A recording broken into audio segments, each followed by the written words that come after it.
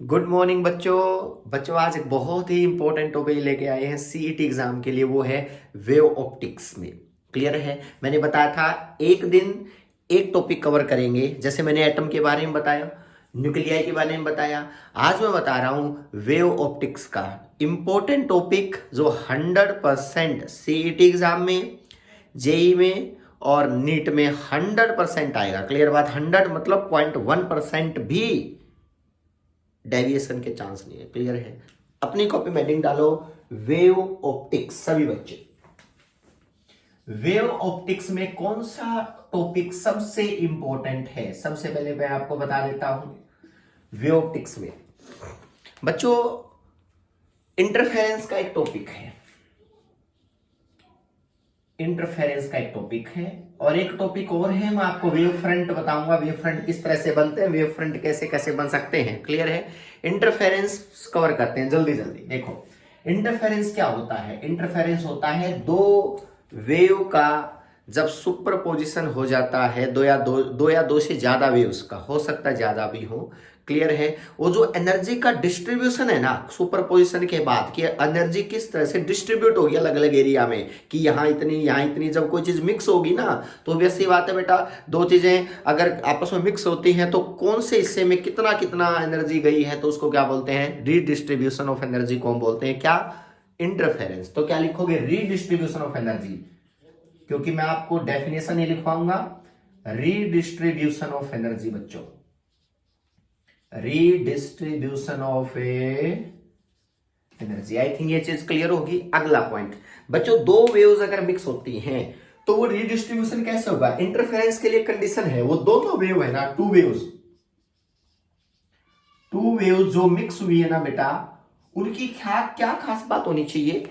वो लगभग same frequency की होनी चाहिए सस्टेन इंटरफेरेंस के लिए। क्लियर है? क्या होगा?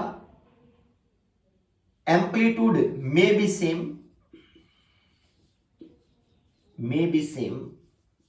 ठीक है, अलग भी हो तो एम्पलीट्यूड चलेगा। क्लियर? एम्पलीट्यूड में कोई प्रॉब्लम नहीं है। दूसरा, फेज डिफरेंस कांस्टेंट होना चाहिए। फेज डिफरेंस कांस्टेंट होना चाहिए। क्लियर है? फेज डिफरेंस क्या होता है सर? देखो कोई वेव है, ये दो वेव हैं बच्चों, ये आपस में मिक्स हुई है। क्लियर है? अगर आपको लगता है कि ये अपर पार्ट और ये लोअर पार्ट यहीं पे, देखो बेटा इसका मतलब ये है कि ये कहीं भी चेक कर लेना, दोनों क्या करस्ट मैक्सिमा और मिनिमा, देख चेक करो बेटा, ये मैक्सिमा है, ये उसके मिनिमा है वेव के, तो दोनों के दोनों आपस में क्या है? मैच हो रही है। तो समझो इनकी ये सेम फेज में चल रही है, तो इसका मतलब यहाँ पे फेज डिफरेंस जो आएगा वो क्या आएगा बच्चों? फेज डिफरेंस से जीरो है यहाँ पे, क्योंकि है ही नहीं, फेज डिफरेंस जीरो। क्लियर है? लेकिन है क्या, अगर ये वेव ऐसे होती ना, कोई वेव मान लिया बच्चों ऐसे होती, इस तरह से स्टार्ट करती है, आप समझोगे इस चीज को। ठीक है, होगा क्या? देखो बेटा, जो ये पार्ट है ना, इस पार्ट में ये अपर पार्ट और ये क्या है? लोअर। देखो यहां से लोअर का स्टार्टिंग हुआ है, तो इसका लोअर कहां से शुरू हो रहा है? यहां पहुंचा है इसका लोअर पार्ट, इसका मतलब ये एक्स्ट्रा है। तो इनका मतलब इन दोनों में जो फेज डिफरेंस है ना, इन दोनों में, तो ये देखा जाए तो कितना है? यहां पाई का, इसको पाई का बोलते हैं फेज डिफरेंस। क्लियर ना बेटा? और वेव का फेज डिफरेंस अगर इन दोनों में चेक किया जाए तो कितना होगा बताओ? पाई फेज डिफरेंस होगा। क्लियर है? पाई फेज डिफरेंस होगा। क्लियर है? ये बात ध्यान से सुनना, पाई का फेज डिफरेंस होगा। ठीक है, अगर मैं आपसे कहूं कि सर कांस्टेंट का मतलब क्या हुआ? Phase difference pi. अगर यहां भी देखोगे ना, यहां भी आपको क्या मिलेगा बताओ? यहां पे पाई का मिलेगा। यहां चेक कर लो, ये अपर है, देखो ये क्या है? लोअर है, तो इसका मतलब हर जगह पे पाई का रहेगा। तो इसका मतलब कांस्टेंट फेज डिफरेंस इसको बोलते हैं, कि भाई हर जगह पे आपको कितना फेज डिफरेंस, एक बार स्टार्टिंग में जो इनिशियल था वही फाइनल तक जाए, तो उसको बोलते हैं कांस्टेंट फेज डिफरेंस। मतलब इनिशियल फेज डिफरेंस बच्चों, initial phase difference must be equal to final phase difference. तो इसका मतलब फेज डिफरेंस कांस्टेंट है। Final phase difference, it means क्या होगा बच्चों? फेज डिफरेंस बोलते हैं कांस्टेंट है, कांस्टेंट फेज डिफरेंस। यही तो बात हुई ना। अगला पॉइंट समझो, दोनों वेव तब मिक्स होंगी बच्चों, या तो ये भी आपस में इंटरफेरेंस बन सकता है क्योंकि कांस्टेंट फेज डिफरेंस है, इनमें भी ये मिक्स हो, इनमें भी हो सकता है। तो कंडीशंस क्या होनी चाहिए, फेज डिफरेंस कांस्टेंट या जीरो, जीरो में तो कांस्टेंट ही है। एम्पलीट्यूड में भी सेम हो सकता है, अलग भी हो सकता है, एम्पलीट्यूड वाइज कोई डिफरेंस नहीं है। ये होता है एम्पलीट्यूड, याद रखना ये एम्पलीट्यूड का मैक्सिमम वाला ये होता है, मैक्सिमम वाला। एम्पलीट्यूड तो ये भी है लेकिन मैक्सिमम वाला ये है बेटा। एम्पलीट्यूड तो ये भी है, क्लियर है ना, ये भी है तो, लेकिन मैक्सिमम एम्पलीट्यूड ये है। तो सेम फ्रीक्वेंसी, इनकी फ्रीक्वेंसी सेम होनी चाहिए बेटा। नंबर ऑफ साइकिल पर सेकंड, क्लियर है ना, इक्वल होगा। तो ये इंटरफेरेंस करने के बेस्ट इंटरफेरेंस ऐसे पॉसिबल है बच्चों। और जब इंटरफेरेंस क्या होता है, जब दो या दो से ज्यादा वेव आपस में सुपरइम्पोज करते हैं तो एनर्जी किस तरह से डिस्ट्रीब्यूट होती है सुपरपोजिशन एरिया के अंदर, उसको बोलते हैं इंटरफेरेंस। क्लियर है। अब सुनो, अब मेन पॉइंट पे आते हैं बच्चों। क्या होना चाहिए, दो वेव है। आपने सीईटी एग्जाम के लिए या नीट के लिए या जेई के लिए कौन कौन सी कंडीशंस, कौन कौन सी चीजें आपने इस टॉपिक में याद रखनी है, मैं चीज रब कर रहा हूं, आप लोग अपनी कॉपी में इसको अच्छे से नोट करते चलना। चलो अगला पॉइंट क्या है, ठीक बात है सर, बिल्कुल सही। अगर बच्चों मैं आप लोगों से ये पूछूं कि दो वेव, कोई भी दो वेव बना ली मैंने, मान लिया रैंडम, ये दो वेव है, इनको मैं कॉर्नर पे बना रहा हूं ताकि ये टर्म यूज होती रहे। ये दो वेव है, ठीक है, ठीक। फर्स्ट वेव, ये दूसरी वेव है, ठीक है बेटा।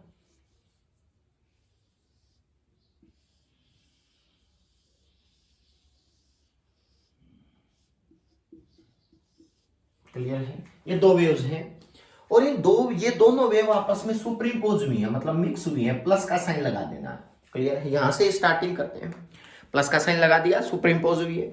इसकी देखो बेटा, ये वेव है, इसका मैक्सिमम एम्पलीट्यूड ए मान लिया, क्योंकि एम्पलीट्यूड तो अलग हो सकता है ना, फ्रीक्वेंसी अलग नहीं हो सकती, ए फ्रीक्वेंसी में। क्लियर है ना बेटा। अब सुनो, इस वेव की अपनी एक इक्वेशन है, इनका फेज डिफरेंस भी कांस्टेंट है, उसी कंडीशन को पे कर रहे हैं जो मैंने बताई थी। अगर इसकी इक्वेशन लिखता हूं ना, इसकी इक्वेशन क्या बनेगी, देखो साइन का ग्राफ है, ये ए साइन, इसको बोल दिया कोई भी एम्पलीट्यूड, अगर मैं बात करता हूं इसका एम्पलीट्यूड क्या बनेगा बच्चों, इसका एम्पलीट्यूड बनेगा y is equal to a sine omega t. याद रखना, ये एक इक्वेशन की ये एक वेव की इक्वेशन है। कहां से आई है, ये सारी बातें आपको 12th में बताई जाएंगी, ये कॉम्पिटिटिव पार्ट है तो सिर्फ याद रखना है। ए साइन ओमेगा टी इसकी इक्वेशन है। ए क्या, मैक्सिमम एम्पलीट्यूड, क्लियर है। वाई क्या है, किसी टाइम पे एम्पलीट्यूड, किसी टाइम पे, क्योंकि ये वेव तो नीचे भी आ रही है ना, तो मान लिया किसी टाइम पे यहां भी हो सकता है, ये वाई हो सकता है, क्या पता ये वाई हो सकता है। क्लियर है ना। यहाँ पे यहाँ कितनी डिस्टेंस, मैक्सिमम कितना है ए, तो ये फर्स्ट इक्वेशन है, इसको y1 बोल दिया। y2 क्या बोल दिया, ए साइन, इसको b मान लिया ना, हाँ ठीक बात है बेटा, b इसको b मान लो, इस सेकंड वाले को b मान सकते हैं, b sign omega T plus five क्यों लिया सर, क्योंकि कांस्टेंट फेज डिफरेंस तो हमेशा ऐड कर ही लो, जनरली केस लिया, जब एम्पलीट्यूड अलग अलग ले लिए तो कांस्टेंट फेज लो, कोई भी फाइव है जो शुरू में था और बाद तक फाइव ही रहेगा बेटा, it can be pi, it can be zero. अब ये दो इक्वेशन है, इक्वेशन नंबर 1 और इक्वेशन नंबर 2, इन दोनों इक्वेशंस को आपस में क्या करना है बच्चों, ऐड करना है। तो टोटल वैल्यू क्या बनेगी, सुपरपोजिशन करेंगे तो दो वेव का तो क्या होगा, y1 प्लस ए y2, ठीक है। जब इन दोनों को ऐड करेंगे ना बच्चों, डायरेक्ट रिजल्ट पे आते हैं, क्या आएगा, डायरेक्ट रिजल्ट ये आएगा कि भाई ऐड होने के बाद पहली बात इनके एम्पलीट्यूड पे क्या फर्क पड़ेगा। जब दो चीज ऐड होती हैं तो ये जो एम्पलीट्यूड है इस पे क्या इफेक्ट पड़ेगा, ठीक है। दोनों को मिक्स होने के बाद, अलग अलग तो पता इतना इतना है, तो मिक्स होने के बाद क्या होगा बच्चों, उसका एक फॉर्मूला निकल के आएगा मैक्सिमम रिजल्टेंट एम्पलीट्यूड का, वो आपने दोनों वेव के ऐड करने से आता है। मैं ऐड करके दिखा नहीं रहा हूं, उसको याद रखना, A square plus B square plus 2ab cos five, याद रखना फाइव होता है वो कांस्टेंट फेज डिफरेंस। आपको ना इस फॉर्मूले पे स्टार लगा लेना है, जो रिजल्टेंट एम्पलीट्यूड होता है बच्चों, दो वेव आपस में मिक्स होती हैं, मिक्स होने के बाद इनका रिजल्टेंट एम्पलीट्यूड कितना बनेगा,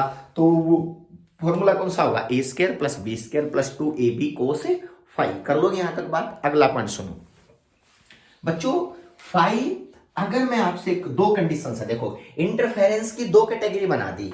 एक तो था कंस्ट्रक्टिव इंटरफेरेंस, सबको आती हैं ये बातें, कंस्ट्रक्ट 12th में पढ़ के आए हुए इंटरफेरेंस। जो सेकंड पार्ट है वो है डिस्ट्रक्टिव इंटरफेरेंस। 12th के एग्जाम में अगर ये भी नहीं पढ़े हैं तो इसका मतलब ठीक है, सीईटी देना है या नहीं देना वो सोच लेना। कंस्ट्रक्टिव इंटरफेरेंस और डिस्ट्रक्टिव इंटरफेरेंस। कंस्ट्रक्टिव की क्या कंडीशन है? कंस्ट्रक्टिव की कंडीशन है कि आर कंस्ट्रक्टिव में कितना होगा, रिजल्टेंट जब कंस्ट्रक्टिव इंटरफेरेंस हो जाएगा तो याद रखना कंस्ट्रक्टिव के लिए आर कंस्ट्रक्टिव को आर मैक्सिमम होना पड़ता है, याद रखना आर मैक्सिमम। क्लियर है? कंस्ट्रक्टिव को जब कंस्ट्रक्टिव इंटरफेरेंस होगा तो रिजल्टेंट मैक्सिमम एम्पलीट्यूड बनेगा वहां पे। क्लियर है ना? रिजल्टेंट एम्पलीट्यूड तो मैक्सिमम कितना होगा? मैक्सिमम होगा, देखो बेटा ये जो फाई है ना ये होगा +1, मैक्सिमम के लिए +1 होता है और मिनिमम के लिए -1 होता है। तो कोस फाई कितना होगा बताओ? कोस फाई की वैल्यू होगी -1। और जब यहाँ -1 पुट करेंगे तो a² + b² - 2ab का रूट, तो a सॉरी बेटा +1, अब +1 पुट करोगे तो a² + b² + 2ab, तो इसका मतलब क्या होगा? a + b का होल स्क्वायर। याद रखना a + b, ये रिजल्ट आएगा डायरेक्ट। समझ में आई बात? ये मैक्सिमम के लिए। डिस्ट्रक्टिव के लिए क्या होगा? डिस्ट्रक्टिव के लिए ये कंडीशंस याद रखनी है, आर मिनिमम होगा, मतलब जो ऐड होने के बाद रिजल्टेंट एम्पलीट्यूड आएगा ना वो मिनिमम होगा। मिनिमम कितना होगा? जब कोस फाई कितना होगा बच्चों? -1, और ये होगा a - b, देख चेक कर लो। तो रिजल्टेंट एम्पलीट्यूड जो होता है वो मैक्सिमम कितना होता है कंस्ट्रक्टिव में? a + b, और मिनिमम कितना होता है? a - b। क्लियर है? अब अगला पॉइंट है बच्चों, ये कंडीशन क्या होगी? कोस फाई को +1 होना पड़ेगा, तो फेज की एक कंडीशन निकल के आएगी भाई, इतना इतना फेज होगा तो कंस्ट्रक्टिव है, इतना नहीं होगा तो डिस्ट्रक्टिव है। तो क्या होगा? कंडीशन क्या बनेगी? नोट करते चलना, कंडीशंस क्या बनेगी बच्चों? कंडीशन बनेगी कोस फाई को +1 होना पड़ेगा। कंस्ट्रक्टिव की कंडीशन देखो पहले, कंस्ट्रक्टिव की कंडीशन। क्लियर है ना बेटा? पहली कंडीशन को याद रखना, अच्छे से नोट करते चलना, कोस फाई +1 होना पड़ेगा। और जो +1 कब होगा? फाई किस कंडीशन पे होगा? तो 0 पे भी +1 होता है, 2 पाई पे भी +1 होता है, 4 पाई पे भी +1, 6 पाई E1 पे हमेशा।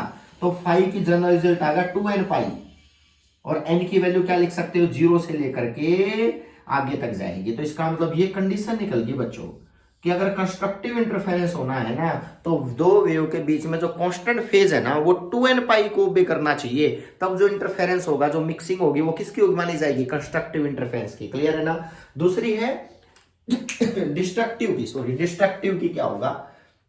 मैं चीज अब कर रहा हूं बेटा यहां पे। डिस्ट्रक्टिव के लिए क्या होगा? डिस्ट्रक्टिव बच्चों जो ये कोस फाई है ना, ये कोस फाई को डिस्ट्रक्टिव में क्या होना पड़ेगा? -1। तो याद रखना कोस फाई को होना पड़ेगा -1। और फाई कब माइनस होगा? फाई माइनस होगा हर 2n1 + पाई पे। -1 हमेशा किस पे होता है? पाई पे, 3 पाई पे, 5 पाई पे, और आप इसको जनरल रिजल्ट में लेके आओगे तो 2n + 1 पाई बनेगा। और n की वैल्यू कहां से शुरू कर सकते हो आप? 0 से लेकर के इन्फिनिटी तक। क्लियर है ना? कितने भी, तो आपको ये n का रिजल्ट आएगा। तो ये कंडीशंस होगी डिस्ट्रक्टिव की, अगर कोई पूछे तो फेज वाइज याद रखना, फेज वाइज। क्लियर है? अब दूसरी है पाथ वाइज। एक तो होता है फेज, एक होता है पाथ, दोनों आपस में रिलेटेड होते हैं। याद रखना बेटा, फेज और पाथ क्या होता है? आपस में रिलेटेड होते हैं। किस तरह से? आपको ये पता होगा कि जब कोई एंगल वाइज आगे निकल जाए ना, एंगल वाइज, क्लियर है ना, तो किस वाइज भी निकलती है? पाथ वाइज, रास्ते वाइज भी निकल जाती है। क्लियर है ना? जैसे मैंने कहा ये, और मैंने नीचे आप लोगों के लिए बनाया था बेटा 5 फेज डिफरेंस दिखाना है, तो ये था, बनाया था ना। इनके बीच में कितना फेज डिफरेंस है? देखो बेटा, इनके जीव है पाई आया था ना, ठीक है। इसका मतलब देखो, ये तो यहां से शुरुआत हुई है ना, ये तो यहां है, इसका मतलब इतना एक्स्ट्रा है ना, ये पाथ है, ये डिस्टेंस पाथ है बेटा। यहां से यहां तक की जो डिस्टेंस है उसको बोलेंगे λ/2। मतलब समझो, अगर पाथ फेज डिफरेंस पाई है ना तो पाथ होगा वो λ/2 होगा, मतलब वेवलेंथ का /2। ये रट लो, तो कंडीशंस क्या है हमेशा याद रखना, अगर पाथ डिफरेंस, सीधा याद रखनी है बात आपने फिलहाल तो एग्जाम तक, पाथ डिफरेंस अगर बच्चों 2 पाई है, सॉरी लैम्डा है, पाथ डिफरेंस लैम्डा है तो फेज डिफरेंस 2 पाई होगा। इस चीज को ना अपने माइंड में सेट कर लो कि अगर किसी का पाथ डिफरेंस 2 पाई मिल गया ना, 2 पाई, ये तो पाई था 2 पाई, तो इसका मतलब क्या होगा बताओ, कितना होगा, फेज डिफरेंस 2 पाई है तो पाथ कितना होगा लैम्डा, तो लैम्डा आगे चलेगी होगी पाथ वाइज, वो समझ में आई बात। अगर तो फेज वाइज 2 पाई आगे गई है तो एक तो एंगल और फेज और पाथ आपस में क्या होते हैं, रिलेटेड होते हैं, तो उस इसको आप लोगों ने अपनी ब्रैकेट में सेट कर लेना है। क्लियर है? अरे अब आप लोगों के लिए जनरल रिजल्ट भी बना देता हूं मैं, क्या बनेगा इसको याद रखना। अगर मैं कहूं कि भाई पाथ डिफरेंस कैसे निकालते हैं, पाथ डिफरेंस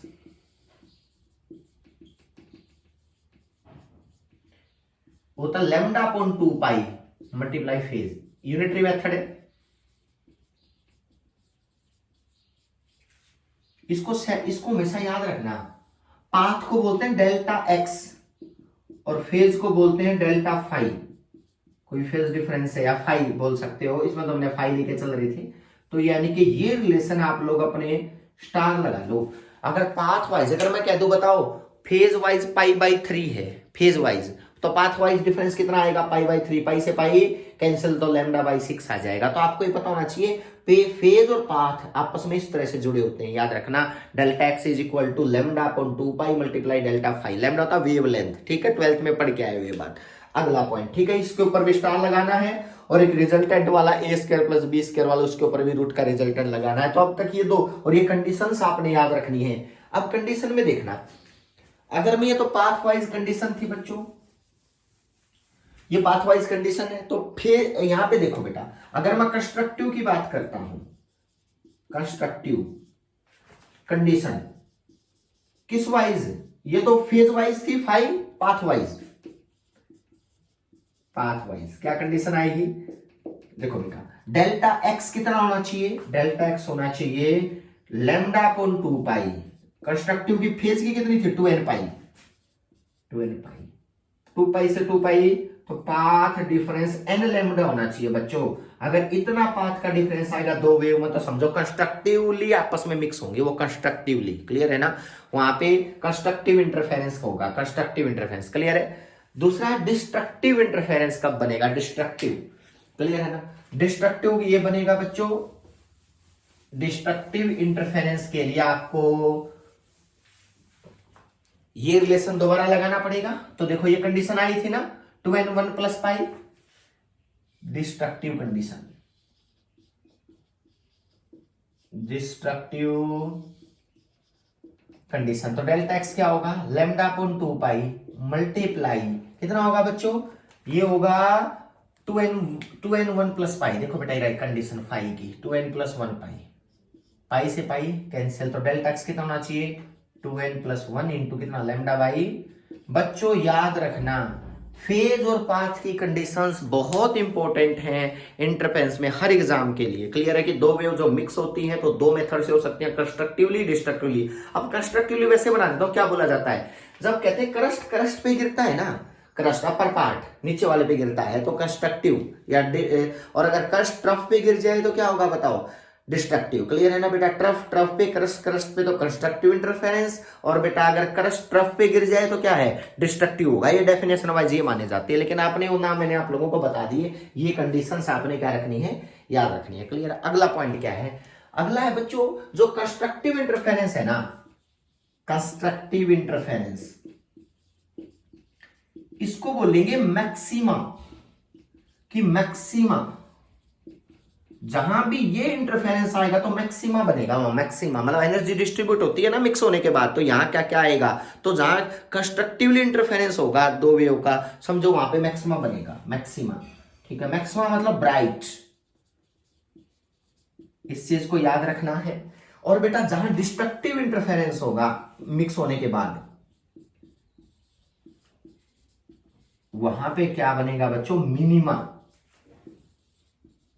मिनिमा मतलब डार्क बनेगा, वहां आपको कुछ दिखाई विजिबल नहीं होगा, वहां डार्क पॉइंट आएगा। तो आपको मैक्सिमा और मिनिमा ये दो पॉसिबिलिटीज बनेगी कंस्ट्रक्टिव और डिस्ट्रक्टिव इंटरफेरेंस के अंदर। अब अगला क्या है, जो मैक्सिमा बनेगा ना वो कितना मैक्सिमा, मैक्सिमा की तो लिमिट होती है बच्चों कि भाई ब्राइटनेस कितना, ठीक है ना। अब एक तो बहुत ज्यादा ब्राइट पॉइंट आ जाए कहीं पे, एक बहुत ज्यादा बिल्कुल डार्क आ जाए, तो ये क्या है, तो आपको इंटेंसिटी देखनी है कि कंस्ट्रक्टिव की इंटेंसिटी कितनी आएगी और डिस्ट्रक्टिव की इंटेंसिटी कितनी, क्योंकि ब्राइटनेस की तो इंटेंसिटी होती है कि कितना इंटेंस है वो ब्राइट, क्लियर है ना। तो इसका मतलब कहीं ना कहीं इंटेंसिटी डिस्ट्रीब्यूशन आपने याद रखना, नोट कर लिया। सभी चीजें जो ब्रैकेट में बंद कर रखी हैं ये सारी आपने याद रखनी है। अगला पॉइंट,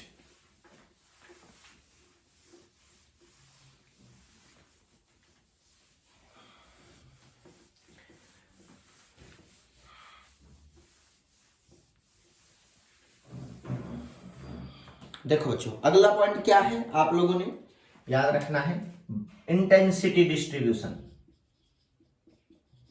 पहले कंस्ट्रक्टिव का फिर डिस्ट्रक्टिव का, डिस्ट्रीब्यूशन, ठीक है। इंटेंसिटी डिस्ट्रीब्यूशन पहले है कंस्ट्रक्टिव का केस, क्या होगा कंस्ट्रक्टिव के केस में, क्या है बच्चों, कंस्ट्रक्टिव के केस में है कि आपको ना जो ये फॉर्मूला बताया था रिजल्टेंट इंटेंसिटी का, ये फॉर्मूला ये आया था जो शुरुआत में मैंने कहा था याद रखना, एम्पलीट्यूड वाइज था ना, 2ab cos phi। आपने क्या करना है, आपने इंटेंसिटी डायरेक्टली डिपेंड करती है एम्पलीट्यूड पे, याद रखना। अगर आप किसी वेव की, अगर ये वेव जा रही है, ये कितनी इंटेंसिटी है इसकी, ये डिपेंड करेगी इसके मैक्सिमम एम्पलीट्यूड का स्केयर के, याद रखना। किसी वेव की इंटेंसिटी उसके एम्पलीट्यूड के स्केयर के डायरेक्टली प्रोपोर्शनल होती है, ठीक है ना। तो एम्पलीट्यूड इंटेंसिटी बताता है उस चीज की। दूसरा, दूसरी वेव है बेटा, दूसरी वेव का क्या होगा, directly proportional to b square, क्योंकि एक तो ए था और ये क्या था बच्चों, बी था, ए एम्पलीट्यूड बी था। इंटेंसिटी फर्स्ट वेव की जो सुपरइम्पोज हुई थी, intensity of A first wave बच्चों, I2 है intensity of second wave, second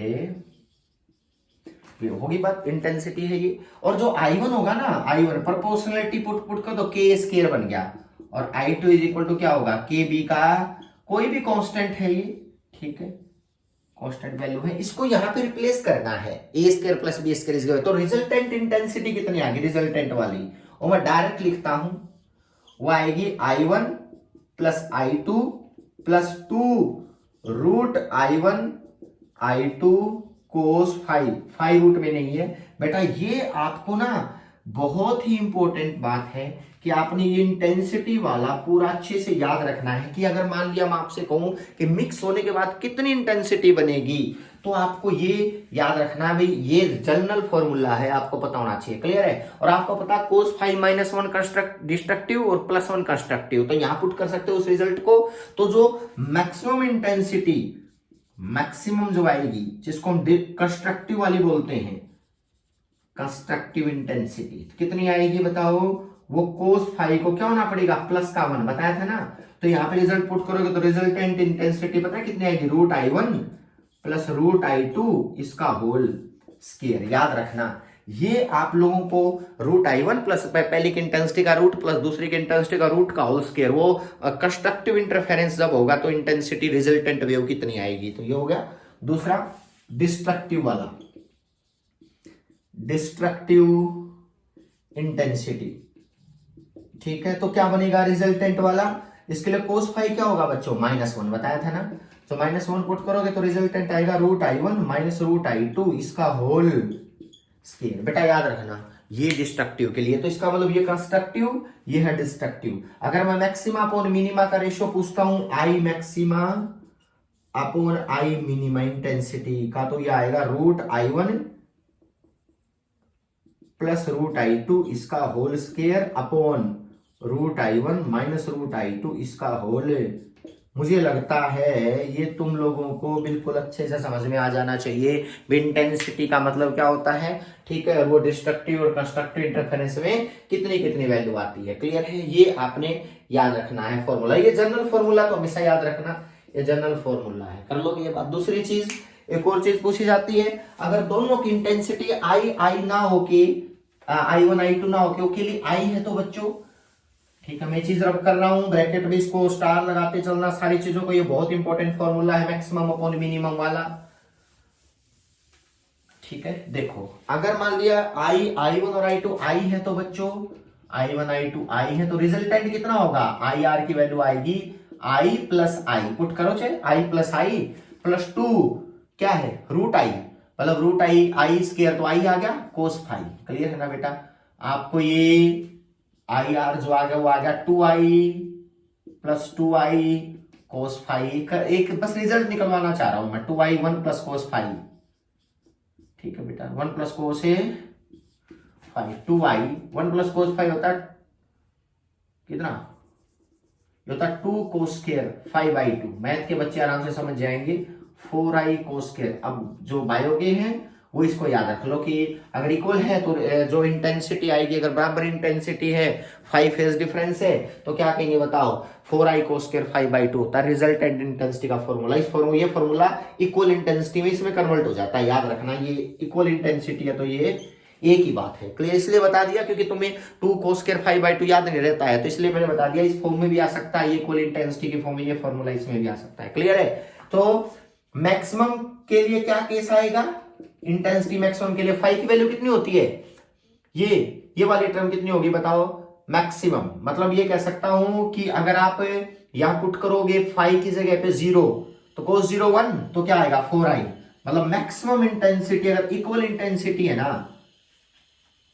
कितनी इक्वल इंटेंसिटी है। क्लियर है ना, cos पाई cos 0 पुट करोगे, cos 2 पाई पुट करोगे और cos क्या पुट करोगे बताओ, यहाँ पे 4 पाई पुट करोगे तो आपकी मैक्सिमम इंटेंसिटी, और मिनिमम कितनी आएगी, आई मिनिमम आएगी बच्चों 0, क्योंकि देखो पाई पुट करोगे 3 पाई पुट करोगे क्योंकि -1 होना चाहिए ना, तो आपका रिजल्ट क्या आएगा बताओ, यहाँ पे π/2 3 π/2 सारा रिजल्ट मिलके यहाँ पे इंटेंसिटी 0 आएगी। मतलब डार्क बराबर इंटेंसिटी होंगी तो डार्क बिल्कुल डार्क कोई इंटेंसिटी नहीं आएगी और ब्राइट सबसे ज्यादा 4i।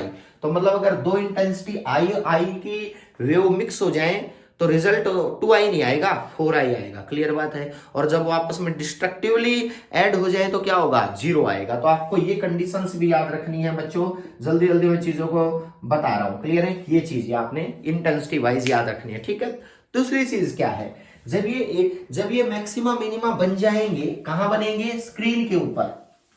जब ये मैक्सिमा मिनिमा बन जाएंगे स्क्रीन के ऊपर तो क्या होगा, वहां पे एक ब्राइट एक डार्क इस तरह से फॉर्मेशन बनेगी। ये प्रूव आता है 12th क्लास में और हमने करवाया भी है, लेकिन आपने फिलहाल सीधा याद रखना है।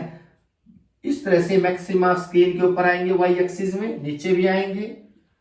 ये सेंट्रल हमेशा ब्राइट होता है, याद रखना। जो सोर्स होता है ना उसके बिल्कुल, ये सोर्स है मान लिया बेटा, स्लिट जिसको हम कहते हैं, ये स्लिट है सिंगल डबल, ये जो गैप है एक ऊपर एक नीचे, ठीक है ना। तो आपको जो बिल्कुल सामने जो गैप होता है स्लिट का, आपको एक बार क्लियर करके बता देता हूं। इस तरह से होल होते हैं बच्चों दो, ये ठीक है, ये होल होता है, दो सोर्स हैं, एक तो ये सोर्स और एक ये डॉट लगा रखे जो मैंने। क्लियर है ना, बिल्कुल इसमें विजिबल होंगे आप लोगों के लिए। एक तो ये डॉट है, एक ये डॉट है, इनकी के बीच को गैप को बोलते हैं स्लिट विड्थ। याद रखना, जो दो होल होते हैं ना बच्चों, उनके बीच का जो गैप होता है उसको बोलते हैं स्लिट विड्थ। तो ये स्लिट विड्थ है, ये सोर्स S1 ये सोर्स S2, तो S1 S2 का डिस्टेंस मोल d होता है, इसको स्लिट विड्थ बोलते हैं अपनी लैंग्वेज में। क्लियर है ना। अगला पॉइंट सुनो, ये स्क्रीन होता है जहां ब्राइट डार्क बनते हैं, ये स्क्रीन होता है, तो इनके बीच के गैप को कैपिटल डी बोलते हैं। अगर याद रखना, कैपिटल डी क्या है, distance between slit and screen, slit और स्क्रीन के बीच का distance between slit and screen. मुझे लगता है यहां तक क्लियर होगा। एक और समझो, जो बिल्कुल सामने बनेगा ना एक्सपेरिमेंटली वो ब्राइट बनता है, याद रखना। उसके बाद डार्क का नंबर, उसके बाद ब्राइट का, डार्क ब्राइट, याद रखना। वो इस तरह से अल्टरनेट चलेंगे, ऊपर भी और नीचे भी। क्लियर है। ये ब्राइट, सेंट्रल हमेशा ब्राइट होगा, सेंट्रल ऑलवेज ब्राइट, फिलहाल याद रख लो सेंट्रल ऑलवेज ब्राइट, ये प्रूव करवाया जाता है, सेंट्रल ऑलवेज ब्राइट। उसके बाद किसका नंबर आता है, डार्क का। सेंटर पे बेटा जब सेंटर को मानते हो तो इसको y इज इक्वल टू 0 मानना, सेंटर का मतलब था y इज इक्वल टू 0, रट लिया बात, y is equal to 0, centre जो होगा बिल्कुल स्लिट और सोर्स के बीच का जो पॉइंट है वो सेंटर माना जाता है, ब्राइट। ये जो फर्स्ट डार्क है ना, इसकी डिस्टेंस पता है कितनी होती है, इसकी होती है लैम्डा, ब्राइट के बाद क्या आएगा dark, lambda D by 2d, याद रखना। उसके बाद अगले का आएगा लैम्डा डी बाई डी, अगला डार्क आएगा 3 लैम्डा डी बाई 2d, अगले का आएगा बेटा क्या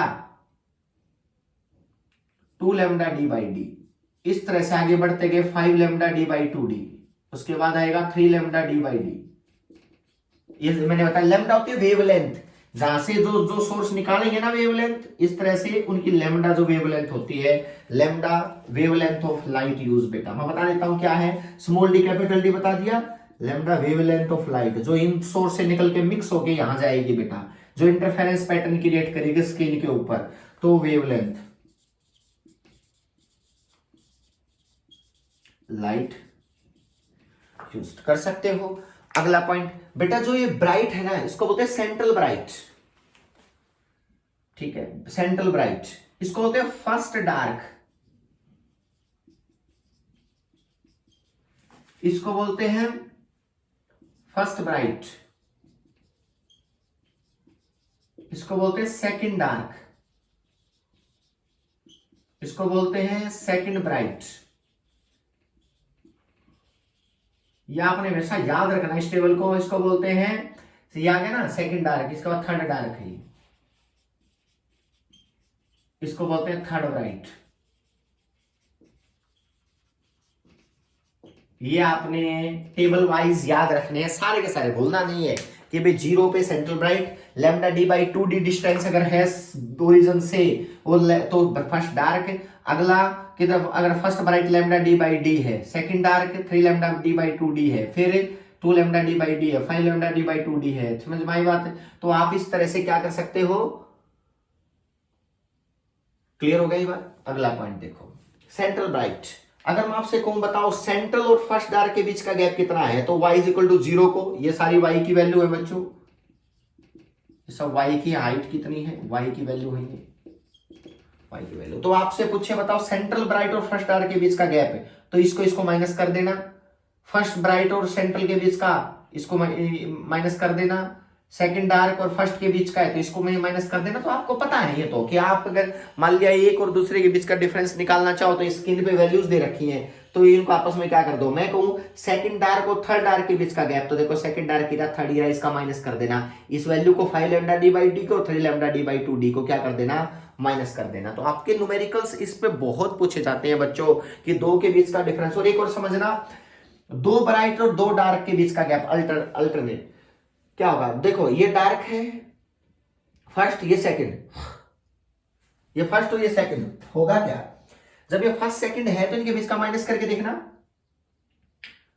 जब माइनस करोगे तो इसका डार्क का दो लगातार वाली डार्क, देखो 3 lambda by D by 2d, lambda D by 2d, तो आपका लैम्डा डी बाई डी, उसको बोलते हैं फ्रिंज विड्थ,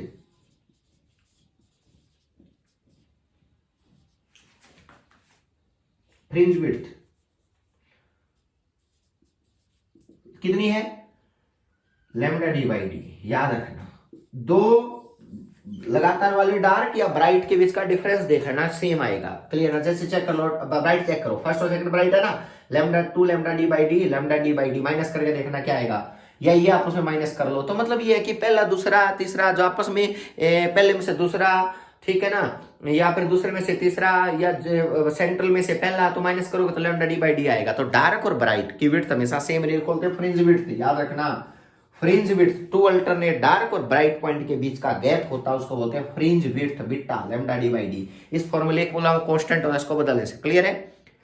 अगला है बच्चों, अगर ये एक्सपेरिमेंट, कई बार क्वेश्चन पूछा जाता है, अगर ये एक्सपेरिमेंट है वैक्यूम में, ये वैक्यूम में है, अगर ये लिक्विड में डीप कर दिया जाए तो सारा एक्सपेरिमेंट, ठीक है ना, तो क्या होगा, ये तो वैक्यूम की बात है। अगर बीटा मीडियम में आ जाए तो मतलब अगर इसके अंदर मीडियम में रख दिया जाए तो इस फ्रिंज विड्थ पे क्या फर्क पड़ता है, पूछा है, फ्रिंज विड्थ म्यू टाइम घट जाती है, याद रखना। म्यू होती है रिफ्रैक्टिव इंडेक्स जिसमें ये पूरा सेटअप रखा गया है, तो म्यू टाइम। तो ये मीडियम की है, इन मीडियम, इन्हें मीडियम रख लोगे याद बेटा। ये न्यूमेरिकल स्क्रीन डिफरेंसेस आपको सारी वेवलेंथ देगा आपस में, तो आपको ये चीज याद रखनी है अपने माइंड के अंदर, ठीक है। जैसे मैं आपसे कहूं कि भाई बीटा का रिजल्ट क्या आएगा बताओ, इसमें लैम्डा डी बाई डी। मैं सारे रिजल्ट लिख देता हूं जो याद रखने हैं आप लोगों ने, सारे रिजल्ट मैं यहाँ पे नोट कर देता हूं। देखो रिजल्टेंट का फॉर्मूला क्या बताया था, root of a square plus B square plus 2ab cos five. Resultant intensity का क्या फॉर्मूला आया था, I1 प्लस I2 प्लस उस 2 root I1 I2 cos five. Clear है। जो है कंडीशन क्या आई थी पाथ डिफरेंस की कंस्ट्रक्टिव में, कि फाइव की वैल्यू 2n पाई होना चाहिए और n लैम्डा पाथ वाइज होना चाहिए, phase wise path wise. Clear है। कंस्ट्रक्टिव। डिस्ट्रक्टिव की क्या थी 2n1 प्लस y होना चाहिए और 2n प्लस 1 क्या होना चाहिए, lambda by 2 path wise difference होना चाहिए, तब बनेगा। क्लियर है। और उसके बाद क्या आया था बच्चों, इंटेंसिटी हो गई थी, मैक्सिमम इंटेंसिटी का फॉर्मूला क्या आया था बताओ, रूट I1 है प्लस रूट I2 इसका होल स्क्वायर। और बेटा मिनिमम का क्या केस आया था, root I1 minus root I2 का होल स्क्वायर। ये आपने सारी बातें याद रखनी जो मैं आप लोगों को बताने लग रहा हूं। क्लियर है। दूसरी चीज आपका ये पाथ का और फेज का एक रिलेशन बताया था, याद रखना कि यहाँ पे क्या है लैम्डा अपॉन 2 पाई मल्टीप्लाई 5। बेटा याद रखना इसको भी, पाथ और फेज का आपस में रिलेशन। उसके बाद में स्क्रीन वाली कंडीशंस, फ्रिंज विड्थ क्या बताइए, लैम्डा डी बाई डी। जब मीडियम में रखा वैक्यूम में और मीडियम में रखा है तो lambda D by mu D. Refractive index पता होना चाहिए, म्यू होती है रिफ्रैक्टिव इंडेक्स बेटा, ये म्यू होती है रिफ्रैक्टिव इंडेक्स। ठीक है। जो चीजें मैंने जितने स्टार लगवाए उन सब के आपस में क्या होना चाहिए, सारी चीजें क्लियर होनी चाहिए। ठीक है। सीईटी एग्जाम के लिए इनमें से 101% न्यूमेरिकल आना, या तो इंटेंसिटी पे या फ्रिंज विड्थ पे या इन दोनों के डिफरेंस वगैरह दे रखे होंगे, कुछ भी निकालना होगा तो आपको ये बात क्लियर होगी। क्लियर है। नेक्स्ट टाइम एक बहुत ही इंपॉर्टेंट टॉपिक और लेके आएंगे। ठीक है। वेव फ्रंट का भी थोड़ा सा टॉपिक और करवाऊंगा मैं। क्लियर। नेक्स्ट लेक्चर के अंदर तो एक लेक्चर और लेंगे इसका। ठीक है। थैंक यू सो मच बच्चों। सीईटी बहुत नजदीक है, इंपॉर्टेंट टॉपिक सारे करो और जल्दी करो क्योंकि ज्यादा टाइम आपके पास है नहीं। ओनली 12th क्लास का सिलेबस आएगा। क्लियर है। ओके बच्चों, थैंक यू सो मच।